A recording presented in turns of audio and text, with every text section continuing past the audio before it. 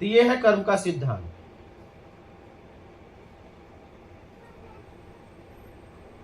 हमने देखो, जैसे मैं जब निकला ना तो त्याग त्याग त्याग, मैंने त्यागने के लिए बेईमानी के अलावा कुछ नहीं। जगह बदल दोगे, कपड़े का कलर बदल दोगे, घर का नाम आश्रम रख दोगे, गृहस्थ जीवन से आप सन्यासी का नाम दे दोगे, लेकिन सब कुछ वही है। खाने का तरीका बदल जाएगा, घर में बोलोगे नमक लाओ, वहां बोलोगे रामरस लाओ, लेकिन आएगा नमक ही। क्या आप तरीका बदल दोगे, लेकिन क्या छोड़ोगे? कुछ छोड़ने के लिए यहाँ नहीं है। छोड़ने के लिए सिर्फ बस इतना है, बेईमानी। और वो आप चाहे जहां रह के छोड़ो, वो छोड़ोगे तभी कल्याण होगा। बाकी तुम कुछ नहीं छोड़ सकते, कुछ नहीं, कुछ छोड़ा ही नहीं जा सकता। और इसके अलावा आपने कुछ धारण भी नहीं किया है। बाकी तो ईमानदारी भी अपने आप होती है, बेईमानी आपने धारण की है।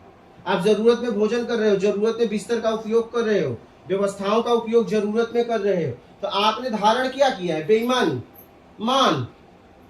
आपके पास 4 चीजें हैं: मान की इच्छा, योग्यता से ज्यादा पाने की इच्छा, दिखावा, बड़ा या छोटा बनने की इच्छा। तो आप कहोगे बड़ा बनने की इच्छा है, छोटा बनने की इच्छा कहाँ होती है? नहीं, जब कोई आपसे छोटा कोई बात करता है, उसकी बात आप नहीं समझ पाते हो, बहुत भीड़ रहती है, तो आप कहते हो, आप सिद्ध नहीं कर पाते हो, तो आप कहते हो तुम बड़े मैं छोटा। क्या? वहां भी अपने मैं को खड़ा करते हो, क्योंकि आपके पास उसका जवाब नहीं है। वो आपसे जूनियर है, लेकिन वो सही बोल रहा है। लेकिन फिर आप अपने आप को बड़ा करने के लिए कहते हो तुम बड़े मैं छोटा। क्या? फिर लोग ही कर देते हैं, और वो बेचारा शांति से बैठ जाता, क्योंकि तुम्हारे पास वैभव है। वो सही बोल रहा है, लेकिन तुम्हारे पास वैभव के दबाव में ये समाज है, ताली बजा दिया। क्या? ही कर दिया। अमीर शराब पिए तो दरवाजे पिलाते हो, रईस है हाथ जोड़ते हो, फिर आना फोटो भी लेते हो, और गरीब दूर से भी जा रहा है तो तुम्हें बास आती है, कहते हो बेवड़ा। ये दोहरी चाल जीते हो आप लोग। जब तक दोहरी चाल जियोगे तब तक जीवन तुम्हारा नर्क रहेगा। साफ साफ बोलो, अगर शराब गलत है तो दोनों के लिए गलत है, सही है तो दोनों के लिए सही है। लेकिन एक के लिए सही क्यों हुआ? वैभव का दबाव, शोहरत का दबाव। तो दोहरा जिंदगी जब तक जियोगे आपका जीवन नर्क होगा। साफ साफ बोलो भाई, चाहे वो अमीर हो चाहे गरीब हो, गलत तो गलत होता है ना, लेकिन आपका अमीरी गरीबी में गलत सही बदल जाता है। क्या?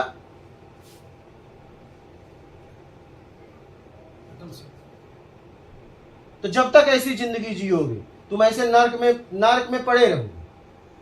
दोहरी जिंदगी क्यों जीते हो? गलत तो गलत, सही तो सही, बात खत्म।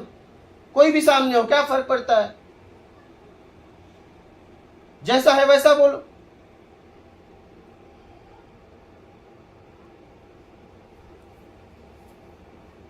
दोहरी जिंदगी जियोगे तो आप नहीं बढ़ सकते आत्मिक कल्याण की तरफ। पहले दोहरी जिंदगी छोड़ो।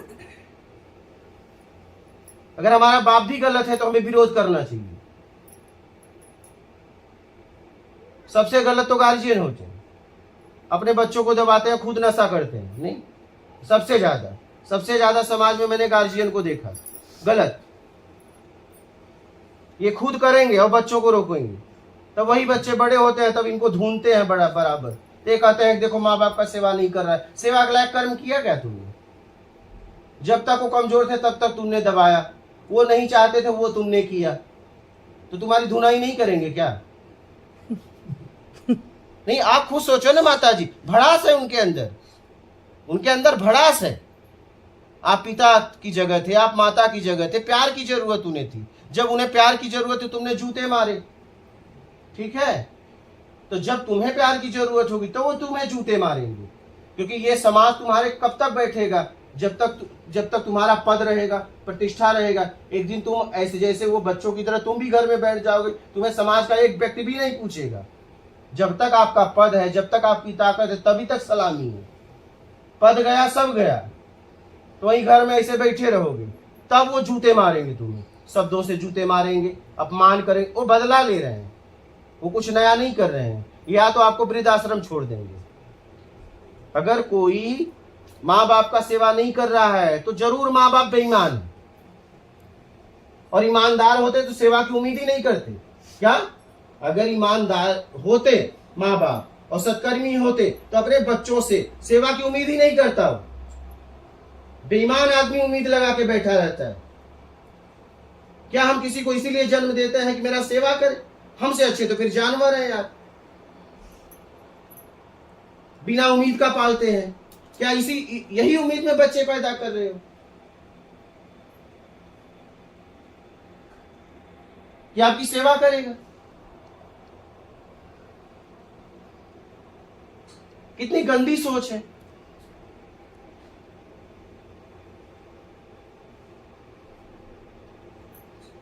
कितना गंदा सोच है बताओ।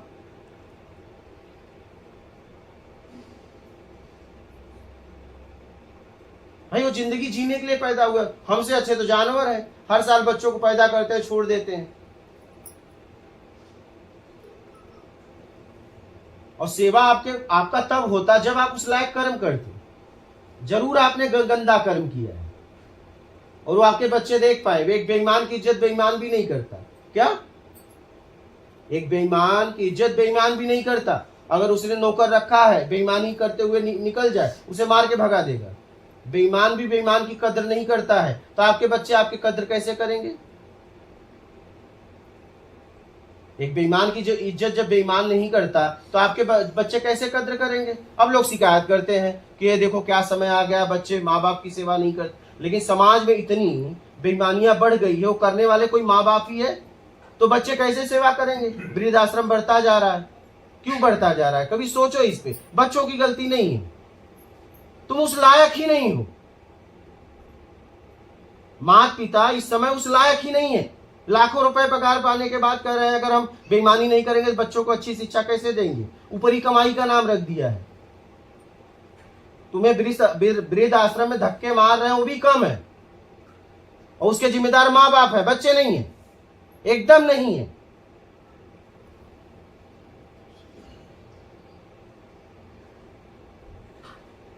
और जिसको देखो चिल्ला रहा है कि बच्चों को माँ बाप की सेवा करनी चाहिए। अरे कैसे करेगा बेईमान की सेवा?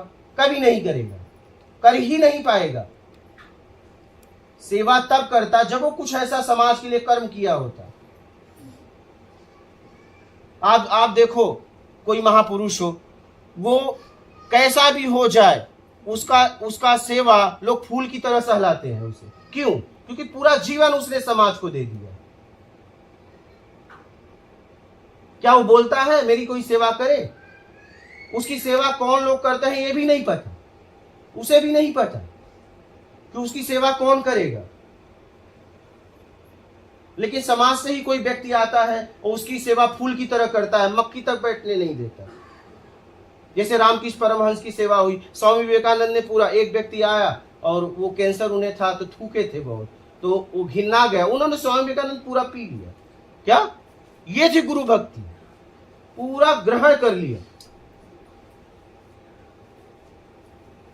अब स्वामी विवेकानंद के क्या वो रिश्तेदार थे रामकृष्ण परमहंस? नहीं। रामकृष्ण परमहंस समाज को कुछ देखे गए, पूरा जीवन समाज को लगा दिया।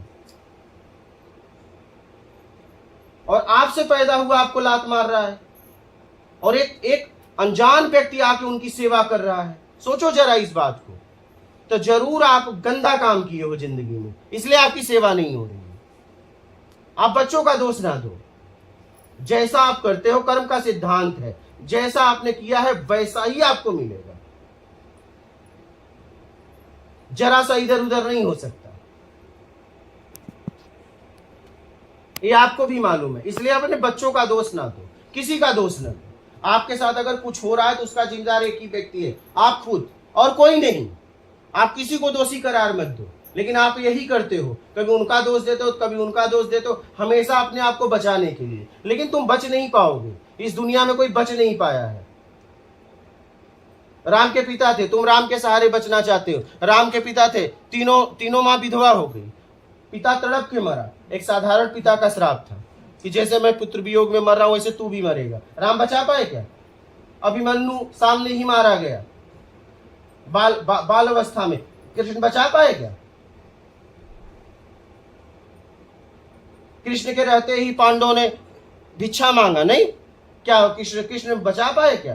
ये कर्म का सिद्धांत है। अरे वो छोड़ो, कृष्ण के माता पिता स्वयं जैसे ही शादी हुई कारागृह में डाल दिए गए, उनके सामने कितने बच्चे मारे गए।